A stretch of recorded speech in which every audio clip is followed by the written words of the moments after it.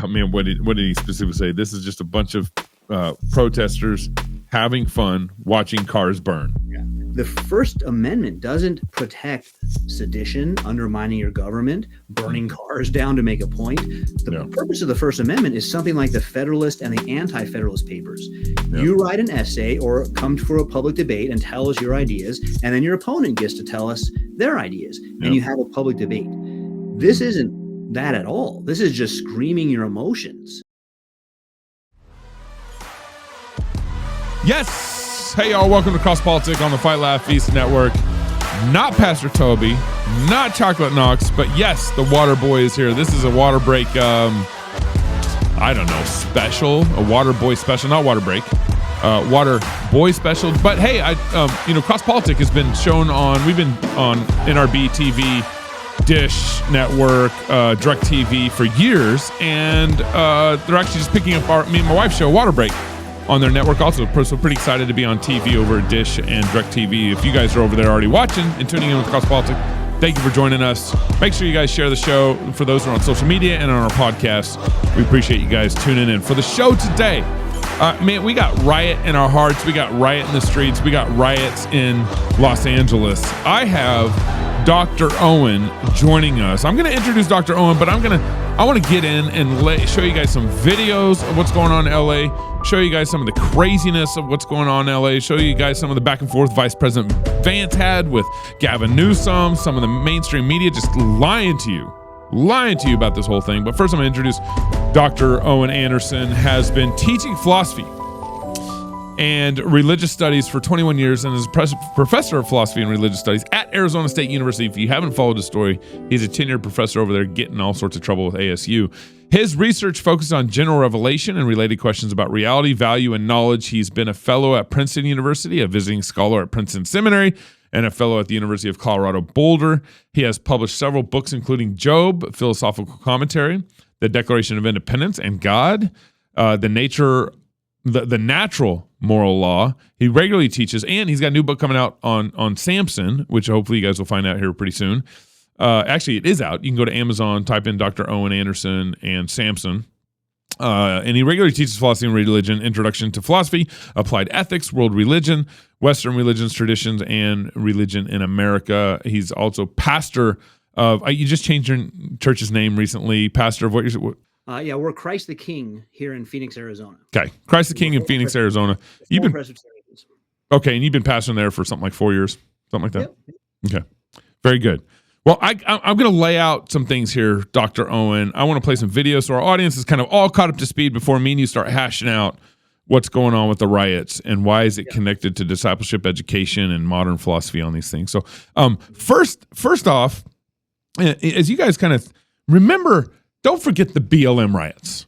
This has been going on. The leftists have been rioting for years and getting some sort of weird away with it kind of thing.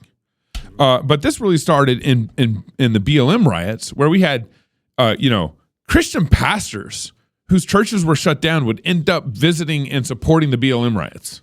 Mm-hmm. The violence that happened. I mean, I think it was the economic damage was something like $2 billion in damages to businesses, and this is in cities in like LA and Minnesota and Minneapolis, stuff like that.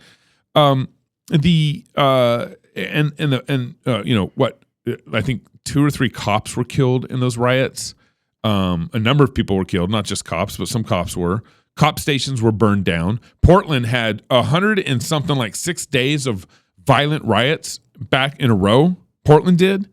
It's insanity. The Democrats really are the party of violence. Like, don't forget this. Democrats are the party of violence. You think of abortion. The party of violence. You think of trans surgeries, the party of violence. You think of BLM 2020. You think of because what you're seeing in the Democratic Party is they really just have a raw desire for power, and that's it. And it doesn't matter if it's done through stealing elections or through violence in the streets. They really want some sort of revolution. That's what the Democrats want. And so they're very supportive. They want these violent protests. They don't have any concept. Democratic Party doesn't recognize any moral standard anymore. They used to, kind of at least tip their hat to it. But I want to start here. My producer put together kind of just a collage of some of the mainstream media comments in relation to what was really happening on the ground. Roll this clip. It could turn very volatile if you move law enforcement in there in the wrong way and turn what is just a bunch of people having fun watching cars burn into a massive confrontation and altercation between officers and demonstrators. So this is intentional chaos. You know, I had talked to representatives of the Trump administration earlier on to tell them that the Los Angeles Police Department could control things that were happening here and that there was no need to federalize troops. And so to have this here is really just a provocation and something that was not needed in our city. We're still recovering after 5 months from the city's worst natural disaster in decades. And now to go through a trauma like this that is really traumatizing the whole city, because everybody knows somebody in a city where more than 50% are Latino. This just sows chaos that is not warranted nor needed in the city of Los Angeles at this point in time. But we need to be real about this. This is about another agenda. It's not about public safety. There's clearly no plan, and there is clearly no policy. I want the people of Los Angeles to know that we stand with all Angelenos, no matter where you were born. The First Amendment right gives you the ability, again, to protest peacefully, but it does not give you the right to be violent, to create chaos, or to vandalize property, and that will not be tolerated. That will not be tolerated as you're watching cars burn down as she's talking. Yes, it will be tolerated by the Democrats, 100%. And all this, here's what Maxine Waters said about this. Even those who were out of step with what we are advocating, peaceful protest, did not create any violence. Nobody was shot, nobody was killed. Get it in your head. And so when martial law is called, what are you going to say? I missed the point. Don't miss the point, you all. Don't think that somehow because they called out the National Guard, there was violence. There was no violence. I was on the street. I know. And I went from downtown detention back out into the community, talking to people what happened in Paramount, what happened in Compton, what happened in Inglewood. No violence. A couple things here. One is Compton. There's this video going around of these gangsters in Compton saying if any protest comes here, they are going to get killed. That's what the gangsters literally just said. His video just going around before the show started about the gangsters rallying together to make sure the protests don't come in their neighborhood. Now, one of the things that is being disputed here, which is a very weird dispute, is that the Democrats are trying to blame Trump for escalating the situation, saying, oh, the National Guard came in on Saturday afternoon or whatever, Sunday evening, and he escalated it, and the violence started when the National Guard got there. The protests started on Friday after ICE had made a series of illegal immigrant arrests, and that's where the protest started, and then it got violent very quickly, I believe Friday night into Saturday morning, but JD Vance and Gavin were actually arguing about this. So here's a tweet from JD bringing up receipts to Gavin because Gavin was trying to make this argument, and JD Vance just brought up the receipts. And he says, Gavin Newsom says he didn't have a problem until Trump got involved. Both of these photos were taken before the president authorized the National Guard to go protect our border patrol in California. Does this look like no problem? Gavin Newsom, JD Vance is responding to this tweet by Gavin Newsom. Gavin Newsom says, do your job. We didn't have a problem until Trump got involved. Rescind the order, return control to California. That's what Gavin's saying. But JD shows receipts of the protesters burning a car and vandalizing a border patrol car. And so Gavin's trying to make whatever weird explanation Gavin's trying to do. This goes back to the Democrats. They don't care about truth. They just care about power.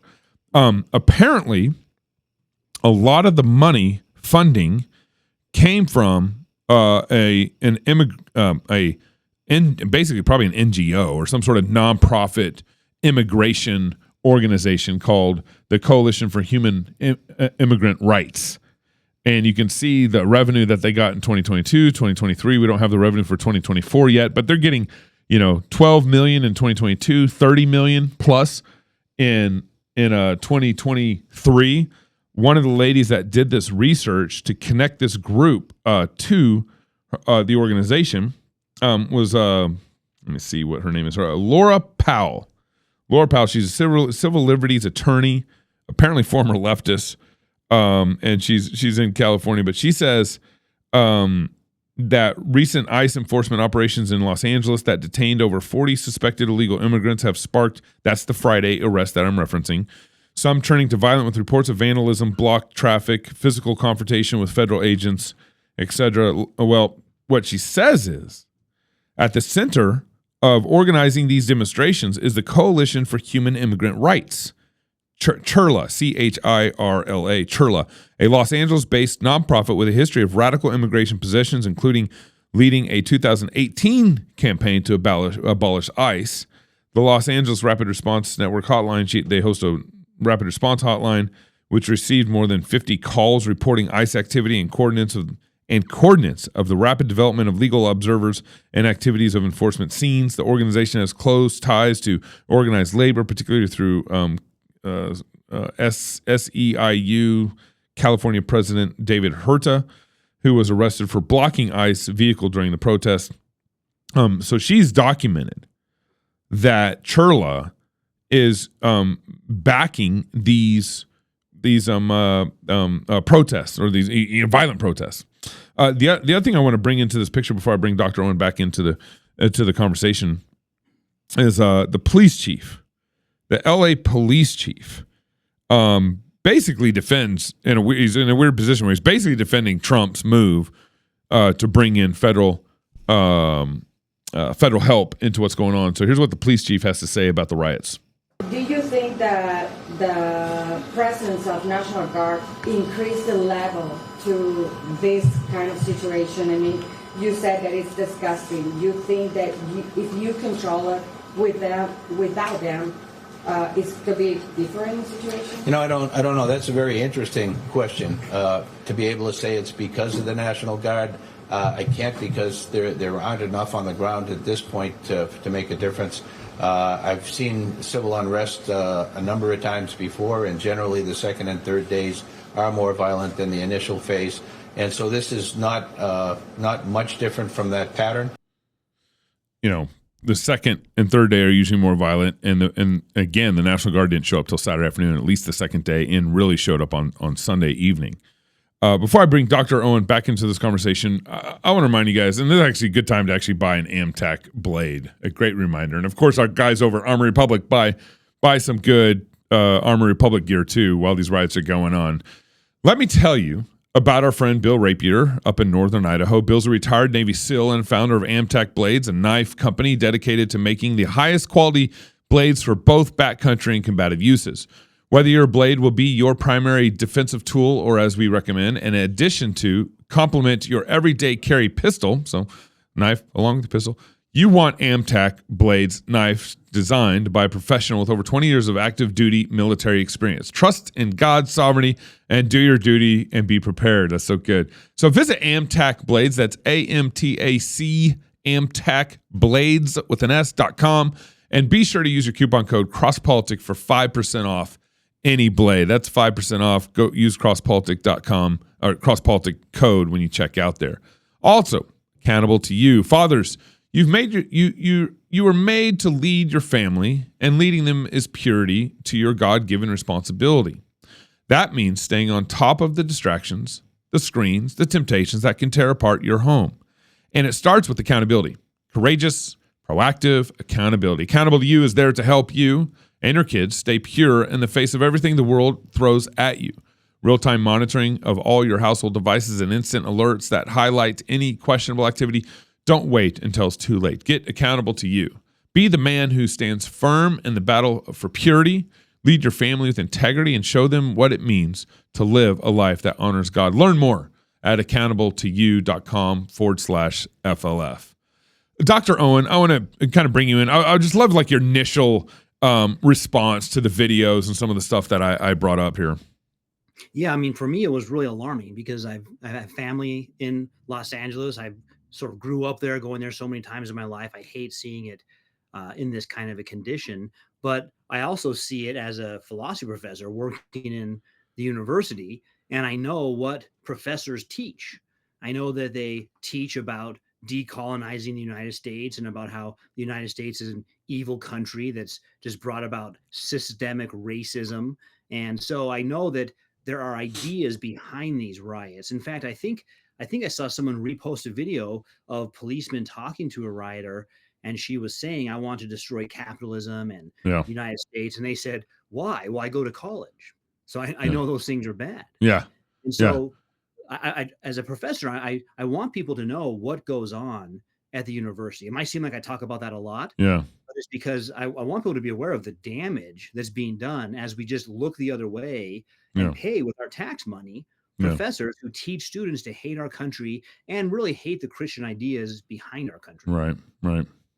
What it's so funny because you look back in the BLM riots and it's like they're rinsing and repeating this play a little bit. Mm-hmm. But one of the things that Christians denied, and a lot of, I would even say kind of, old guard conservatives were like, oh, it's not that big a deal that we're removing Robert E. Lee from the public square. We're taking down these statues.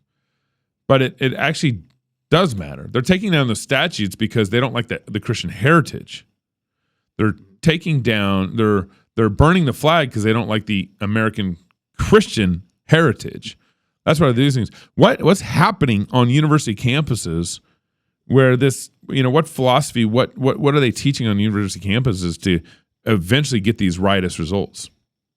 Yeah, I think people can learn about Marxist strategies. They adjust themselves for different countries. So the United States, from the Marxist perspective, had the problem of being too heavily Christian, too much Christian influence. It'll be harder to get people to look the other way and adopt Marxism. And so they've taken a strategy for decades now, since the 50s, of trying to undermine Christianity at the cultural level by introducing the sexual revolution, pornography, all those things, easy divorce. So undermine it culturally, and just nonstop media, right? TVs and movies reinforcing non-Christian influence. But then at the university level, getting professors, it's especially the humanities, which means philosophy, history, literature.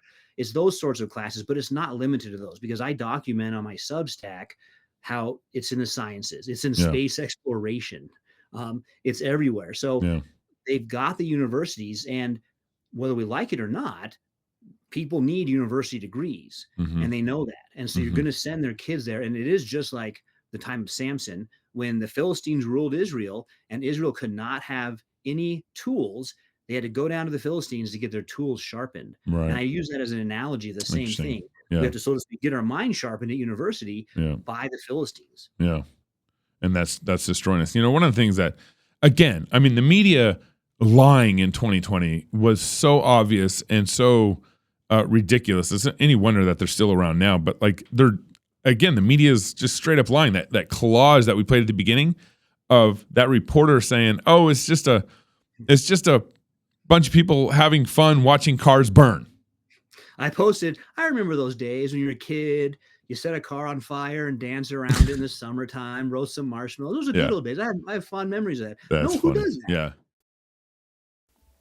You sit in church week after week, embracing the truth of God's word. You believe the gospel and claim Jesus Christ as your Lord. Yet you continue to struggle with pornography. You feel like a hypocrite, returning to the sin you hate that mocks the God you love. You desperately wonder, is lasting freedom even possible? Yes, you can overcome pornography, but not alone. 2 Timothy 2:22 says, "Now flee from youthful lusts and pursue righteousness, faith, love, and peace with those who call on the Lord from a pure heart. Only by repeatedly running from sin to Christ with other believers can you hope to enjoy lasting freedom." You can live with purity and integrity. Take courage, seek accountability, and do whatever is necessary. Get equipped at accountable2you.com. Did you see the New York Times? I don't think this is the front page, but the New York Times released, bring it up on the screen, released this article and said that, do we have it? Great. And said the Mexican flag becomes a potent LA protest symbol. And look at the pictures they included in that. Yeah. They included the Mexican flag, but like a car's burning in the background, smoke's going up in the background on this other guy, on this lower guy. I mean, they're saying the Mexican flag becomes a potent LA symbol while all this violence is going on. It feels like an invasion from that perspective, right? Well, I'm talking about just the reporters first. It very much feels like an invasion, but I'm just talking about the reporters first. And they're lying. They're saying this is just a fun protest and they're watching cars burn. The Mexican flag is a symbol. It's not a symbol of violence somehow. It's a symbol of so these journalists are, recasting everything that's going on. Maxine Waters says, don't believe what you see on TV. There's no violence. I went down there. I walked around. So it's Well, your answer because you're right, it's just lying, straight up lying. And there's two answers, I think. One is they get away with it. Like, why do they do that? Well, they get away with it. No one's going to lose their job. No one's going to be taken to court. But the second one is, where did all these journalists go to school? All of them had to have a university degree. 100%. Guess where they went? They went to universities that teach the Mexican flag. Mexico owned this land. What did they own it for, like 17 years or something? And then they sold it. They sold it to America. Like they didn't. And then selling it. So Spain had it longer. We've had it longer. And no one in Southern California is rushing to get into Tijuana. Why not? Yeah. Because it's not good down there. What do you Mexico and say that's a well-run country? We need to duplicate that here. Yeah. So I'm not sure what the Mexican flag would inspire. Well, and just note, like, this is on the heels of Biden's immigration policies that allowed at least 10 million illegal immigrants to cross the border during his administration. And so that's one of the things that puzzles me. I mean, I think I understand their motivation, whether it's here or Europe, the elites that are doing that. But it is so puzzling because you think to yourself, I mean, they've got grandkids, they've got great grandkids. Yeah. But there's consequences for those things. What are they thinking? I don't think it's just enough to say that they're like old-fashioned liberals that believe everyone should have equal access to rights. I think there is more motivation going on about erasing the Christian influence. And that goes to your point about statues, which is, it's not about the statues. Every country where Marxists set up, they erase that country's history. And so there might be people that we kind of agree they're a little bit of a villain in our day, but they're part of our history. And so we have things about them. That's not the issue. The issue is they want you to forget that history. First, they make it seem evil. All of it was bad. And then they just take it away from you. And so you're no longer a people anymore. Yeah. And so I have good friends that grew up under communism in Romania, and they'll tell you, that's what they did here too. They did that same thing. So there's a plan about that to make us disconnected from the past. And especially, it's so absurd because the United States fought a war to end slavery. It relied on a constitution to continue to increase civil rights. We should be praising those things. Yeah. Instead, the United States is made to look like the big bad guy. Yeah.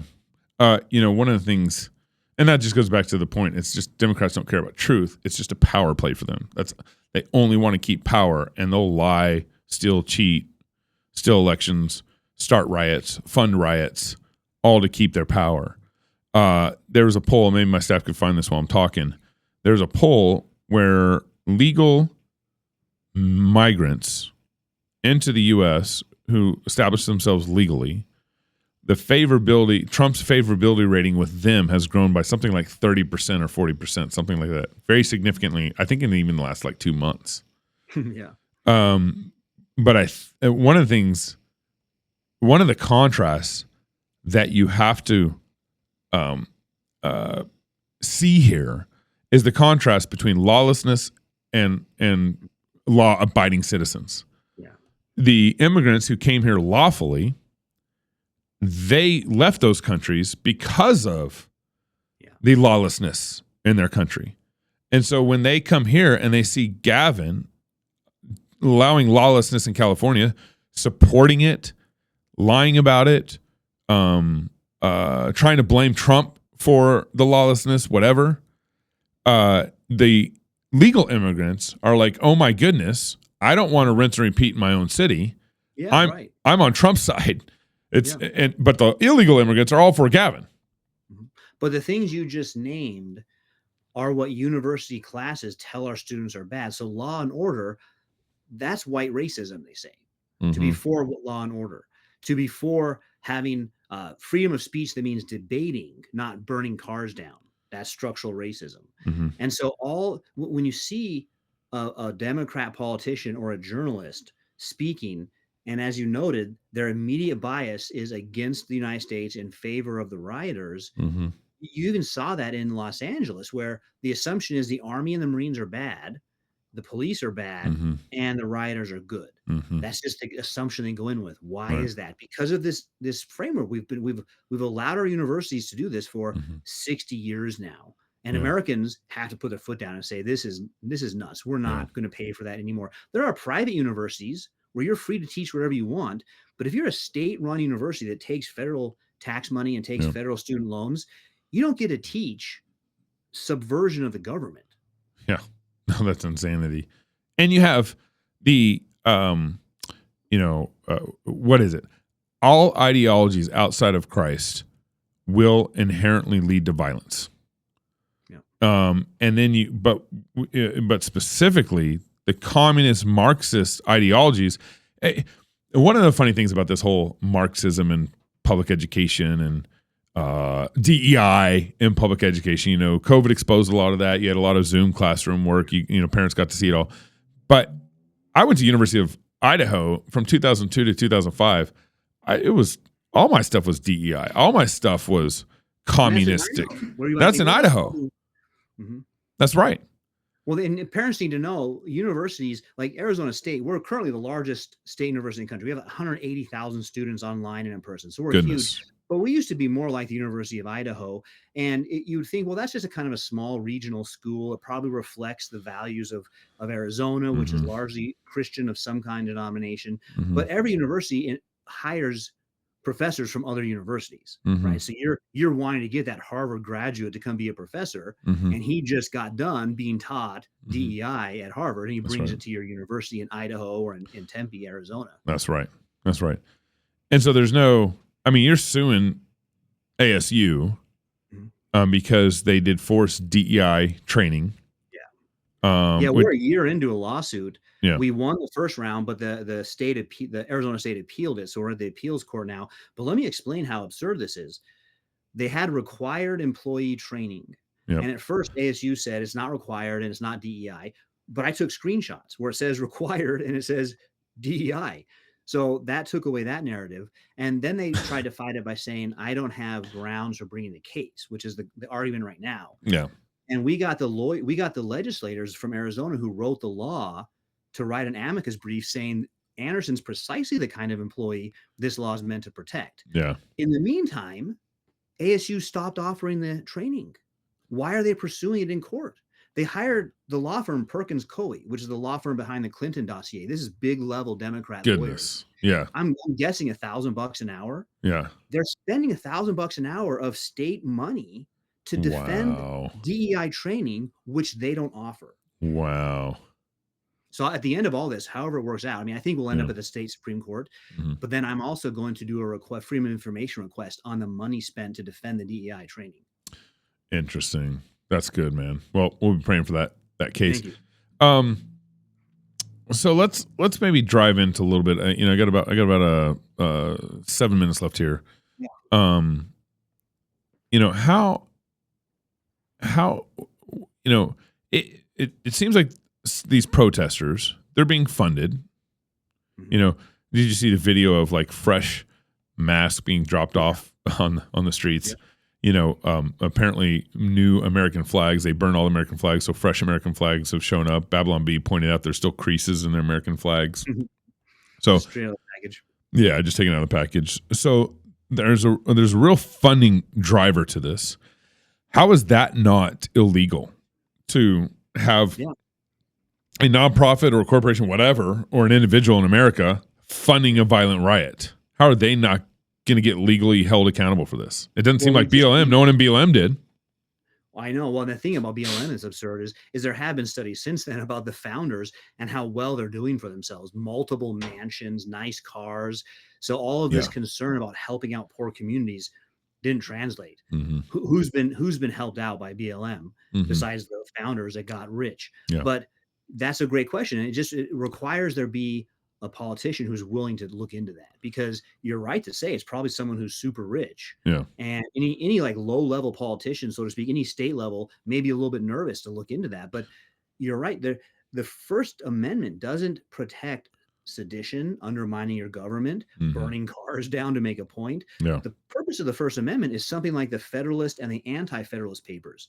You write an essay or come for a public debate and tell us your ideas, and then your opponent gets to tell us their ideas, and you have a public debate. This isn't that at all. This is just screaming your emotions. Yeah. Well, and what's odd about this, they tried to blame Trump. They tried to do that First Amendment thing that you were just mentioning, where they tried to blame Trump for January 6th actions. No, that's right. But Gavin Newsom is no way responsible, or Maxine Waters, or the news guy who's saying this is just a fun. Oh man, what did he specifically say? This is just a bunch of protesters having fun watching cars burn. Well, and was it yesterday Nancy Pelosi came out and said that she begged Trump for National Guard on January 6th and he refused to give them? And so Trump just released a letter showing we offered, and she said no. But that's back just to the lying point. I think it might help Christians to know this, because generally we're very honest people. We're empathetic people. And as Joe Rigney's brought up, we get our empathy used against us. That's right. I think we get our honesty used against us too. And we don't realize that people who have no accountability and they just want that raw power to enforce their view, they will lie. They don't feel bad about it. That's part of the means of what they do. And I think it can be hard sometimes for Christians to psychologically realize that's what you're dealing with. I mean, I just watching this deja vu weekend roll out, and the mainstream media lying, and the Democrats in the weirdest ways defending the protesters and totally not acknowledging the violence. I mean, they're just pretending that there's just the violence never happened. Or if any violence did happen, it's Trump's fault because he brought the National Guard, and the National Guard came out. That increased the intensity around it. And so basically they're defending the rioters' violence by saying the National Guard came and made them violent. Well, that's what always happens in any of these scenarios for cultural Marxism. It's always the environment or the government's fault when one of these persons does something wrong. So if you do a crime, well, that's because your society didn't give you free stuff, or it's because the police caught you doing the crime. It's never your fault to take personal responsibility for bad choices. That's right. And so you see that going on with these as well, just excusing these destruction of property, because innocent business owners are being hurt who live in those communities, and their property is being damaged. They're being it's crazy. The looting. There's already been looting and all that stuff. So I think that we have to come to terms with the fact that there are people funding these. And I think there was even some suggestion that there are cartels. Cartel arrests were part of this. So there's cartel influence in stoking these fires, which means a foreign illegal criminal outfit is causing these problems in Los Angeles. And we don't see our agents as the good guys, which that means they are. They're shutting that down. We see them as the bad guys, which is just bizarro world. That's incredible. All right. 2 minutes here I want you to pitch me on Samson, your new book coming out. You can go to Amazon right now and order Samson. Maybe I'm gonna have you pitch it from this angle. How does the story of Samson arm us against the worldview of the LA riots? Samson, the subtitle is A Biblical Hero. I wrote the book for Christian young people to have a hero to look at who is often taken away from them, because the narrative usually is Samson's a weak-willed person who God used anyway. And so I went through Samson to show how, no, he's actually the precursor to David. He sets up David to conquer the Philistines. And ultimately, both he and David point to Christ. So that's the biblical hero is Christ. So I wrote the book for especially young men, to say, don't look to worldly examples. Look to biblical examples of heroes. Samson's in the Hall of the Faithful in Hebrews 11. And he's an example of taking the battle to the opponents. He didn't wait for the Philistines to come to him. Yep. He went down to the Philistines and caused them trouble. Right. And I think that we as Christians need to remember the fact that we're in the middle of the Great Commission. Yeah. And the spiritual darkness in the world is pushing back on us. Mm-hmm. We can't just be passive. Part of the Great Commission is we're actively conquering them. Yeah. So that's why I wrote the book. And I think people really enjoy it. It'd be a great book for high schoolers, young college students, and even for parents to go over with students, with their kids. I know this off the top of your head, but go back to my original question. How does Samson, the narrative, the story, the wisdom of that you gain from reading about Samson's life, maybe prepare us to kind of fight against the worldview of these riots? Well, yeah, great point. So that was back to the Philistines, right? Yeah. Being aware of what those who hate believers are willing to do.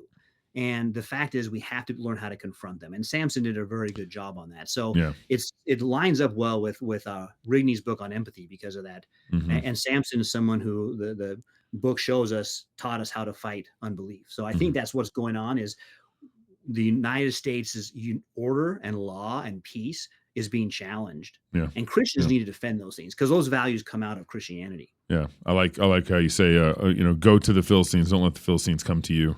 Yeah. That's great. Dr. Owen, thank you for joining Cross Politics. Sorry, Knox and Pastor Toby couldn't be here. It's summertime and the schedules get a little hectic, but thank you for joining. And where would you like the people to pick up your book? What's the best place? Yeah, best place, go to Amazon. I've got paperback, Kindle, Audible, and I'd love to hear your thoughts too. You can always reach out to me and tell me what you think. I think you'll find after reading this, I think Samson will go from a guy who made a lot of mistakes in your mind to a guy who clearly points you to Christ. Yeah. Awesome. Thank you so much, Dr. Anderson. Well, if you're single, get married. If you're married, have kids. If you have kids, go baptize them. Until tomorrow, love God with your whole heart, soul, mind, and strength. Love your neighbors yourself. Go fight, laugh, and feast. This is Cross Politics.